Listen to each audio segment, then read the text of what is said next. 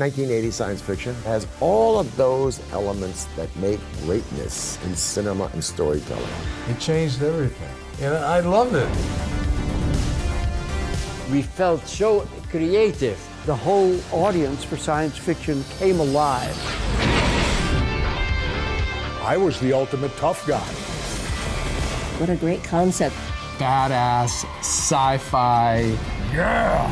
I'll be back. Nostalgia connects us with our imagination. That's one of the joys of cinema. It's the positiveness that made for repeat viewing. Surpasses our brains and goes straight to our heart. Can't we go back to what I grew up with, which is the beauty of sci-fi and imagination?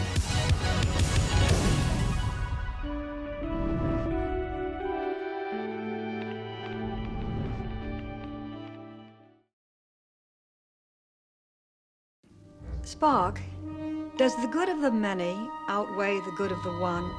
I would accept that as an axiom. Well, then you stand here alive because of a mistake made by your flawed, feeling human friends. They have sacrificed their futures because they believed that the good of the one, you, was more important to them. Humans make illogical decisions. They do indeed. This is the President of the United Federation of Planets. The transmissions of an orbiting probe are causing critical damage to this planet. It has almost totally ionized our atmosphere. All power sources have failed. The probe is vaporizing our oceans. We cannot survive unless a way can be found to respond to the probe. An unknown form of energy of great power and intelligence. Evidently unaware that its transmissions are destructive. You think this is its way of saying hi there to the people of the Earth? There are other forms of intelligence on Earth, Doctor. As suspected, the probe's transmissions are the songs sung by whales. They've been extinct since the 21st century. It is possible that an alien intelligence sent the probe to determine why they lost contact. We could attempt to find some humpback whales. You just said there aren't any, except on Earth of the past. Yes, Doctor. We're going to attempt time travel. You're proposing that we go backwards in time, find humpback whales, then bring them forward in time, drop them off, and hope to hell they tell this probe what to go do with itself. That's the general idea. Well, that's crazy.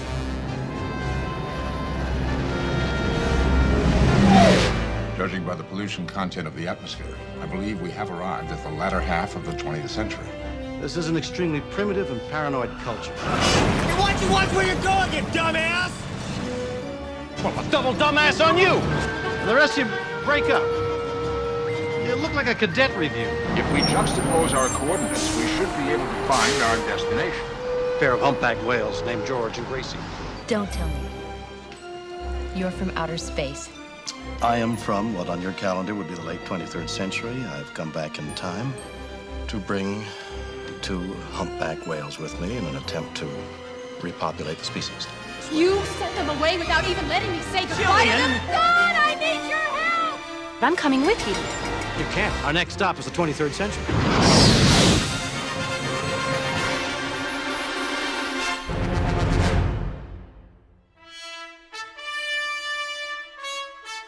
Star Trek IV: The Voyage Home beamed onto the big screen in late November of 1986 in the USA and made its way to the UK in April the following year. Again directed by the late Leonard Nimoy, the film would gross $133 million worldwide on a budget of $25 million. It was a big financial success with strong reviews from the critics and general moviegoers who loved its lighter tone and time travel premise, with the crew of the Enterprise returning to the 1980s made for a refreshing change of pace. The film would be dedicated to the crew of the Space Shuttle Challenger, which exploded during takeoff on the morning of January 28, 1986, which shocked the world as they watched it live on TV. The film would go on to earn several awards and 4 Oscar nominations for cinematography and sound. Gene Siskel and Roger Ebert both gave it the thumbs up, with Roger stating it was the best Star Trek movie to date. The New York Times admitted the film's plot was demented. However, they wrote that the film had done a great deal to ensure the series' longevity. And Newsweek considered The Voyage Home not only the most light-hearted of the movie franchise, but the most true in spirit to the original television series. Famous film critic Pauline Kael was less positive, commenting William Shatner's Kirk is less stoic here than in Part 3. He's pleasantly daffy. The crewmates are supposed to be technical wizards of the 23rd century, but they deliver their lines as if they were ancient tortoises who had to get their heads out and up before they could say anything. The picture doesn't have much beyond the interplay among them and the jokey scenes in San Francisco. Star Trek IV was a massive hit on home video, making the top 10 rankings for sales and rentals in December and January of 1988. Paramount re-released the film in 1992 as part of their director's series for VHS and Laserdisc. The film came with an introduction by Leonard Nimoy discussing his career, gave a look behind the scenes on the film, and a demonstration on the widescreen letterbox format to preserve the film's original cinematography. The early 90s, filmmakers and critics were starting to educate the public on the benefits of widescreen, and to stress pan and scan was destroying the original look of the film. For those with the money, Laserdisc was the way to go, but it wasn't until the arrival of DVD and 16:9 TVs the general public fully embraced widescreen. Leonard Nimoy was offered to direct Star Trek IV before The Search for Spock was even released. Paramount Pictures was impressed with his work and gave him greater creative freedom for the next entry. They wanted his vision. Nimoy and producer Harv Bennett wanted a lighter movie that did not have a clear-cut villain. But there was a problem as William Shatner was unwilling to return, so Nimoy and Bennett spent 8 months considering a prequel concept by Ralph Winter about the characters at Starfleet Academy, but this came to a standstill as Shatner was eventually persuaded to return with a pay increase and later was offered to direct Part 5. With the prequel idea dropped, Nimoy and Bennett selected a time travel story, in which the Enterprise crew encounters a problem that could only be fixed by something only available in the present day, i.e. the 1980s, which Shatner was not keen on, with him not being a fan of time travel premises, but he didn't have the clout politically to make changes to the direction of Part 4. Ideas were thrown around such as a disease that had its cure destroyed with the rainforests, but that seemed too dark for the lighter tone they wanted to achieve. Nimoy read a book on extinct animals and hit upon the idea of humpback whales, after talking with a friend about endangered creatures. Their song added mystery to the story, and their size added to the challenge the heroes would have to overcome. Nimoy approached Beverly Hills Cop writer Daniel Petrie Jr. to write the screenplay, with Star Trek fan Eddie Murphy wanting a starring role. Nimoy and Murphy acknowledged his part would attract non-Star Trek fans to the franchise, following the rising popularity of Murphy, but also meant the film might be ridiculed. Eddie's character would be a college professor who believes in aliens and likes to play whale songs, but Eddie wasn't happy with his part and chose to make the Golden Child instead. Eddie Murphy's character would end up being rewritten as a female marine biologist, but Paramount was dissatisfied with the current script, and they were going into production within a month. So Nicholas Meyer, the writer and director of Star Trek II, was asked to help rewrite it. He and Bennett split the task of conceiving the plot between them. Bennett wrote the first quarter of the story up to the point where the crew goes back in time. Meyer wrote the story's middle portion, taking place in the 80s, where they could deploy a lot of humour and poke fun of the crew interacting with the people of the past, and Bennett handled the ending. One of Nicholas's earlier films, Time After Time, was largely based in San Francisco. When he was told by the producers that the Voyage home had to be set in the same city, Myers wasn't keen, so he took the opportunity to reuse some old gags and throw in stuff that didn't make it into Time After Time, such as the scene where Kirk and Spock meet an annoying punk rocker played by associate producer Kirk Thatcher. Nimoy said Meyer gave the script the kind of humour and social commentary he very much wanted. Nimoy said he wanted Part 4 to have no dying, no fighting, no shooting, no photon torpedoes, no phaser blasts, and no stereotypical bad guy. I wanted people to really have a great time watching this film, and if somewhere in the mix we lobbed a couple of big ideas at them, well, that would be even better. The completed script was shown to Paramount executives just in time before they started shooting, and they were thankfully very pleased with the new script. With the cast in place and being given a bump in their salaries, they all enjoyed the idea of the change of direction for the fourth entry. The crew got to escape the Enterprise and to play a larger role in the story. For the new cast members, we have Catherine Hicks as Dr. Gillian Taylor, who cares for the whales. The inspiration for Taylor came from a biologist featured in a National Geographic documentary. Nimoy chose Hicks after inviting her to lunch with Shatner and witnessed a chemistry between the two. Catherine hadn't grown up watching the show, so she was a bit lost with some of the vocabulary of Star Trek. Robert Ellenstein plays the Federation president. Robert was a big star of TV, having appeared in many classic shows such as The Wild Wild West and Mission Impossible. He would return to Star Trek in the Generation series, though playing a different character. Robin Curtis returns as Saavik, but only for a minor role in the first act, as she stays on Vulcan. There was a plot point in an early draft of the script that she had Spock's child, but that was later dropped. John Schock was cast as the Klingon ambassador who calls Kirk a terrorist and blames him for the death of a Klingon crew, stealing a bird of prey ship, and developing the Genesis project as a weapon. John would return to the series in Star Trek VI, and the late Mark Lenard returns as Spock's father Sarek to defend his son in court. Mark would again return as the character in Part 6. Principal photography started in late February of 1986. Nimoy chose the late Donald Peterson as director of photography, being impressed with his work. Donald had worked on Flashdance and Cocoon, and would later photograph Point Break and Men in Black. The Voyage Home was the first Star Trek movie to extensively film on location, with most of the production being filmed in and around San Francisco. The production wanted to film scenes that were really identifiable as the city. The US Navy were really helpful in allowing them to film on the ship and to film the exteriors. The use of extensive location shooting caused logistical problems. A scene in which Kirk is nearly run over by a cab driver required 12 to 15 cars to be repositioned if the shot was incorrect, taking half an hour to reshoot. Other scenes were filmed in the city but used sets rather than real locations, such as the Italian restaurant where Taylor and Kirk go to eat. A scene with Chekhov asking about the nuclear vessels. He approached one lady who wasn't an extra. She gave a natural performance, not knowing she was being filmed. As she walked off, they didn't realise she wasn't a paid extra, so they had to quickly go get her to sign a release form. Paramount Pictures was always looking to save costs on Star Trek, so reusing the old sets was a must, but the Voyage Home required less of this than previous films. The Earth space dock interiors and control booth sets were reused from The Search for Spock, while the Bird of Prey bridge was a complete new design, but the designers made sure to adhere to a sharp and alien architectural aesthetic. Since The Voyage Home was the first Star Trek film to show the operations at Starfleet Command, Bennett and Nimoy visited NASA's Jet Propulsion Laboratory to learn how a real Deep Space Command Center might look and operate. The new Enterprise A bridge was a quick redress of the old set used on the motion picture, but with a new lick of paint. Mark Mangini served as the sound designer. The most important sounds were those of the whales and the probe. Mark managed to secure recordings of a whale song. He went through the tapes and chose sounds that could be mixed to suggest conversation and language. The probe's screeching calls were the whale song in distorted form. Nimoy and the other producers weren't happy with the results, so after more than a dozen attempts, Mark finally asked Nimoy what he thought the probe should sound like. Mark recorded Nimoy's guttural sounds and distorted it with a tiny bit of added effects, and used it as the final sound. Paramount studio heads asked Nimoy to create subtitles for the probe's transmission at the start of the film and for the climactic dialogue with the whales, suggesting lines for the probe asking "Where are you?" But Nimoy and Meyer were adamantly against using any subtitles and preferred to keep it a mystery, and Paramount eventually gave in.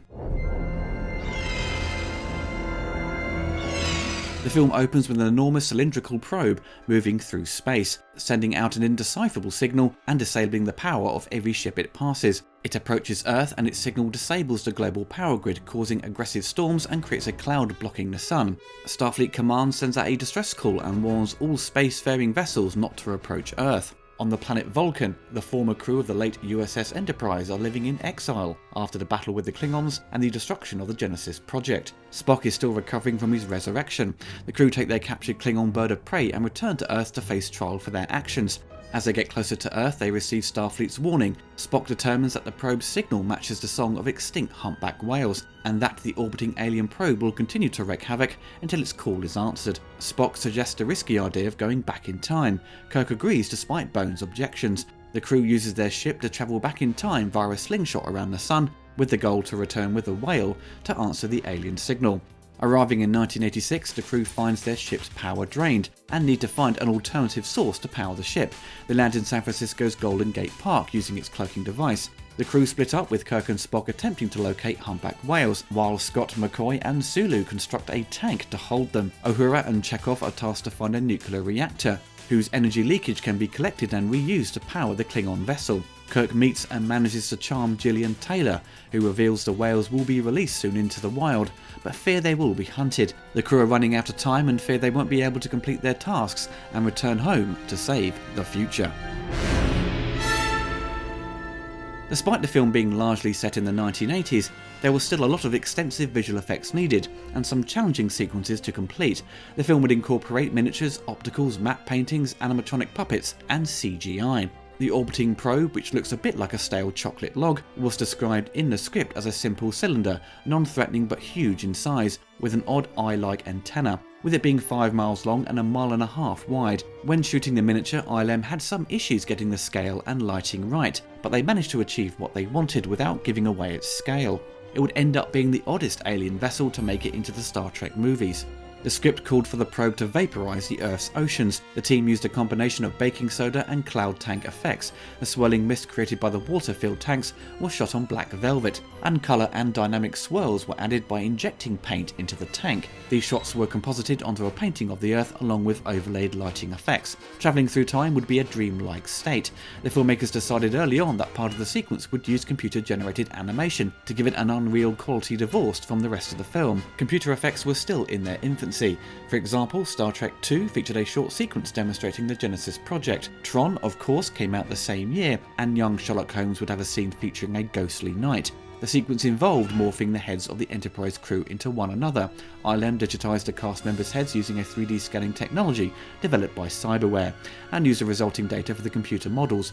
The resulting 30 seconds of footage took weeks to render. The department used every spare computer they could find to help finish it. The filmmakers knew from the beginning of production that the whales were the biggest effects concern, as it was tough to film whales in the wild as they were notoriously shy, and no 35mm footage existed of scenes they would need. Compositing miniatures shot against blue screen on top of water backgrounds would not have provided realistic play of light, so they created 2 miniatures that were 4 feet long, that were battery powered and could be controlled like a radio control car. They filmed them underwater to avoid optical effects, and for the end sequence in a cloud tank. It took a bit of practice to get them to move in a believable way, but they pulled it off. For the close-up, a big mechanical whale was created and a separate fin that slaps the water, that could move along a track. The effects in Star Trek IV are really impressive. What they managed to achieve with the miniature whales was top-notch, and they are beautifully photographed. One of my favourite shots in the movie is of the Golden Gate Bridge, which is a forced perspective miniature. They optically added a motion control shot of the bird of prey as it swoops towards camera. The storm they created with the great long wide shot of the Earth looks flawless, and the matte paintings throughout are pretty solid. I think the only one that probably needed some extra detail was the shot of the Klingon ship. It basically looks like a painting with some people in the corner composited in. For a film that is 36 years old though, it stands up extremely well.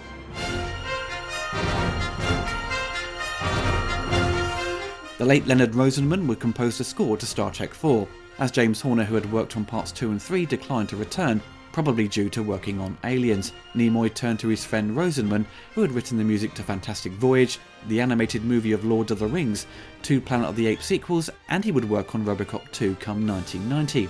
Rosenman originally wrote an arrangement of Alexander Courage's Star Trek television theme as the title music for the Voyage home, but Nimoy requested an original composition, and what we ended up with is the strangest theme for the entire series, sounding like Star Trek meets A Christmas Carol. The Earth-based setting of the film gave Rosenman leeway to write a variety of music in different styles. With the crew landing in San Francisco of the 1980s, he made use of a contemporary jazz fusion piece by Yellow Jackets. When Chekhov flees detention aboard the aircraft carrier, Rosenman wrote a cue that incorporates classic Russian compositions, which pleased Walter Koenig, saying it was nice to have his own theme. Rosenman would reuse some of his earlier compositions for the action music, sounding reminiscent of the composer's work on Fantastic Voyage, and he would again make use of his old material in Robocop 2. The score came to LP, tape and CD in 1986, with about 35 minutes of music, and would eventually get expanded in 2012, containing a lot of alternative cues that didn't make the final cut. This contains the alternative opening title march, which uses the TV theme throughout, which is far better than what we got. It's a shame Nimoy dismissed it at the time. Star Trek IV has the oddest score of the long-running franchise. I don't think it's bad music, but it doesn't fit the world of Star Trek. There are many moments during the film you'd think there would be musical cues, but there aren't, so there are big gaps before any music turns up, and when it does, it doesn't stick around for long. The music is mostly deployed for comedic effect, the escape from the hospital for example. The score is trying to be playful during this moment, but it seems so out of place in the world of Star Trek. I'm sure I've said it before, but the first 6 films with their constant change of musical styles, and in particular the main themes changing, makes it a little frustrating for me. When it comes to the original 6 films, Part 4 is the one score I don't tend to revisit. it lacks a lot of the scope and style that made Jerry Goldsmith and James Horner's work so memorable. But if you are a fan and want to grab hold of the score, the expanded version is still available from Intrada Records for $20.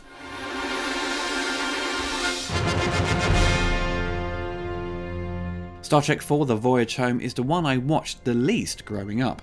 I was more interested in the action and villains of the other films, with Wrath of Khan, Search for Spock, and The Undiscovered Country for example.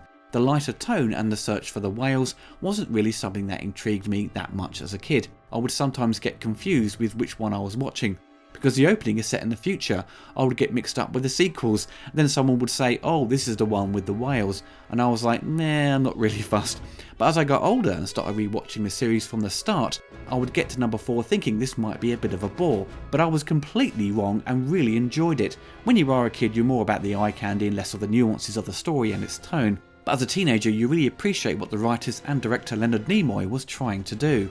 It was such a refreshing change of pace. Humour wasn't often used in the films. You get some light-hearted banter from Bones, Kirk and Scotty to derive some comedy, but the tone was played very straight, and it could be a bit off-putting for those who weren't hardcore fans of Star Trek and science fiction in general. Star Wars was less heavy on the science fiction and played on the fantasy, but also had humour to it and was extremely successful.